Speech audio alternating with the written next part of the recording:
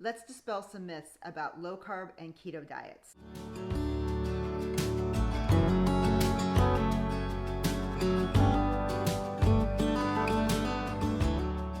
Hi, and welcome back to Transformative Moments with Laura. If you're new here, thank you so much for stopping by. This channel is all about health, wellness, and anything I do to improve my life I'd like to share with you. Today we're going to talk about some myths that folks believe about low carb and keto diets. So I would be remiss if I didn't talk about what does it mean to be in ketosis, what does it mean to be ketogenic. So quite frankly, all it means is that keto is a metabolic state. It means that your body is fueling on ketones instead of glucose. That is it.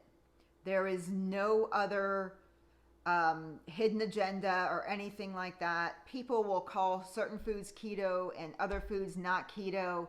At the end of the day, if I can get away with 50 grams of carbs, and it can be considered keto, and I'm in ketosis, then I'm in a ketogenic metabolic state. Whether I'm eating some carrots with my meal, whether I'm eating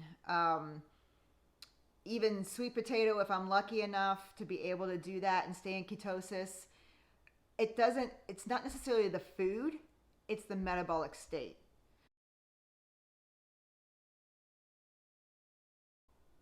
So another myth that people think is true is that low carb or keto or whatever you want to call it is a magic pill. Like, all I got to do is eat all things keto, and I will meet my goal weight and everything is rainbows and fairies. That's not true. At the end of the day, calories still do matter. I am a 5'4" woman. I cannot get away with eating 3,000 calories of any foods without gaining weight. That's just a fact. Not that I could even ingest 3,000 calories worth of food. But if I ate 3,000 calories of food, whether it was steak, whether it was broccoli, whether it was donuts, I'm going to gain weight. That's just the way it is. Do you have to be in severe calorie restriction? No. I believe that our bodies process foods differently, and there are many, many different studies that back this up. But our food that we ingest, if it is whole foods that our body understands and recognizes, it's going to process it differently than a donut, a bowl of cereal, or something like that is just processed in a lab. So calories at the end of the day do matter, but they do not have to be so restrictive if you are ingesting real food, because you're only going to be able to eat to a certain point, because you're not going to be able to eat mounds and mounds of steak and broccoli. And there's so many doctors out there, so many nutritionists, so many scientists that have been able to prove that eating whole foods is going to be so much better for weight loss and your metabolic rate and your overall health. I'm going to tell you now, going down the cereal aisle and seeing little heart healthy things on things like Honey Nut Cheerios. If you look at the ingredients and you look at the box and you even taste the Cheerios, which those were one of my favorites, not my favorite, like my number one favorite. That was one of my favorites of cereals, but I was thinking, oh, I'm doing good for myself because the American Heart Association agrees or what have you. Just look at the ingredients. It's just nothing but chemicals and science. And your body then has to realize that it's chemicals and science, and all that sugar in there is going to raise that insulin up. You're going to get that sugar high and you're going to feel good, but then you're going to be hungry in a few hours. But do your research. I implore every single person that's looking into a weight loss journey, a weight loss diet, anything, to do your own personal research, because people are going to say, okay, if you do this diet, you don't have to count anything. You don't have to worry about anything. Most diets to include the ketogenic diet or the low carb diet, you take away certain foods, which right off the bat will lower your calorie intake. It's not rocket science. It's pure and simple math. So if you take out, such as myself, with living my ketogenic lifestyle, I took out every processed grain, almost all fruits except for berries, and no rice. Think about those calories. That's a ton of calories that I would not be ingesting in the day. So you're going to have a lower calorie intake any diet that you follow, because behind all the scenes, it's pretty much a lower calorie ingestion, which means that you're in a calorie deficit, which means that you're going to lose body fat or weight depending on what type of diet you choose. So, like I said, at the end of the day, calories matter. Don't let anyone tell you that they don't.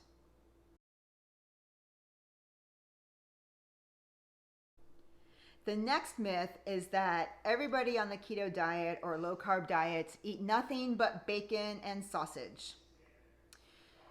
So this has been around pretty much since the Atkins diet came out. And technically, induction of Atkins can be considered a ketogenic lifestyle. But not all of us believe in eating like that. I have bacon on a usual basis, probably once, maybe twice a week, maybe. But usually once, because my absolute favorite side dish is Brussels sprouts and bacon, which I've showed you guys before, and I absolutely love it. And so I usually have that at least once a week. But that's it. I don't eat a bunch of processed meats like bacon and sausage and things like that. I just really don't. There are some people on low carb diets that's all they eat. There are some carnivores that eat, a pack of bacon or a half a package of bacon a day, and they still have amazing cholesterol numbers. It's just not everybody eats like that. I don't want to eat like that. So a lot of it's a personal choice, of course, and a personal taste. It's not that I don't love bacon. I do. It's just not something that I want every day. Now, my husband, like I've told you guys before, he's not even a keto dieter or anything like that. He has gone a lot lower carb than he ever was before. And like I said, I kind of snuck it on him. But, and he's doing great, and his body composition has changed and doing really well. But that man eats bacon and eggs every single morning for breakfast. He ate bacon and eggs before I even started my ketogenic diet. That's something that he does on a daily basis, and all of his metabolic numbers are good. So there's an argument there, maybe, but I don't believe it. I think that it's up to the individual, and it's just what you choose to eat, honestly. And not everybody is eating packs of bacon and packs of sausages or anything like that. And I am one of them. I just don't eat them because, well, one of the reasons is that I don't like the mess. I don't like cleaning it up. And if I do the microwavable bacon, then I don't mind. But I typically don't eat breakfast every day either. So, and most of the time I don't break my fast with breakfast at my lunchtime. It's just not something that I'm not one of those people that have to have bacon and eggs all the time. So if I was, I would do it. I wouldn't feel bad about it, and I would do it. So it's just honestly a personal decision, and then at the end of the day, looking at your metabolic markers, getting your blood taken. I had gone vegan for more than a year, and I mentioned this in my intro video, and my cholesterol numbers were horrible.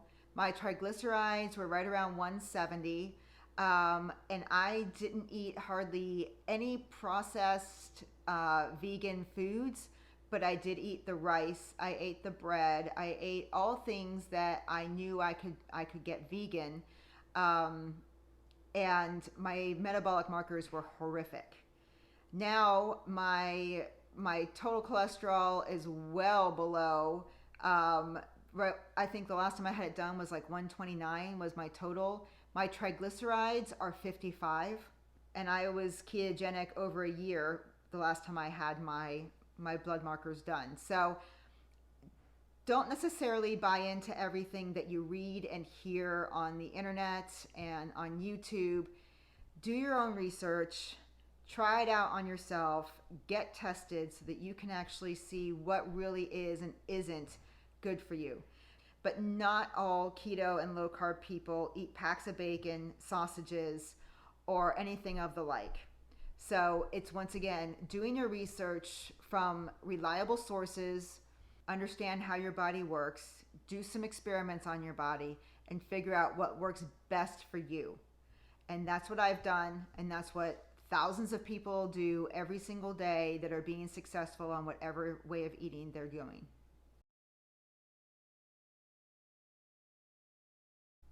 Another myth is that you have to continually add fat to your diet. That is not true, especially if you're in weight loss. Fat coffees, not necessary. A lot of people think that they have to drink fat coffee to be in ketosis, and they have to drink fat coffee to follow the keto diet. I choose to chew my food. I don't want to drink a bunch of fat and calories in a coffee. That's just not what I like to do. Um, and then people will be like, well, I'm not losing weight, but yet they have added like so much fat to their diet. You want in ketosis, you are using fat for fuel. You want the fat that you're using for fuel to come from your body, which we have plenty of, and not from any additional fat that you're ingesting. Does that make sense? So I don't add a ton of fat to my food. My food might be a little bit, my meat might be a little fattier. Like I prefer chicken thighs every day of the week. But if I don't have chicken thighs and I just have a chicken breast, I don't feel like I need to add additional butter or oil to my chicken breast to add fat.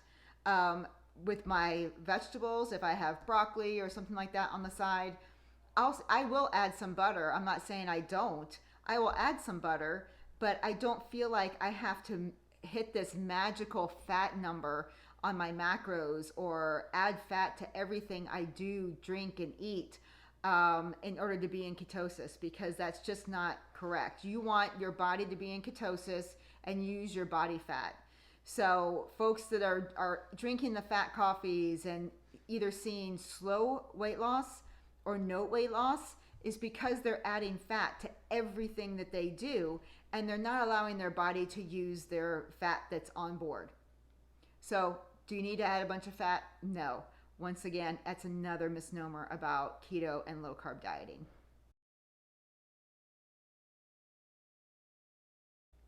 So those are some of the biggest myths I hear about ketogenic diets or low carb diets. I hope this video was helpful to you. Please put in the comments below if there's any other things or questions that you have. And please, like I've said over and over again in this video, do your own research. Follow people that have gone through the struggle. They've been able to prove they've used the diet, such as myself, such as many people on YouTube and the internet, and learn from us. Follow experts that have been teaching this method for years, such as Dr. Eric Westman from Duke University. Everybody is different, and everyone metabolizes foods differently for their own body. So celebrate each other, celebrate everyone's success. It's your decision, and if you're feeling well and you're looking good for how you want to look, that's all that matters. I suggest celebrating everyone's success regardless of how they eat and how they choose to eat and how they choose to live their life.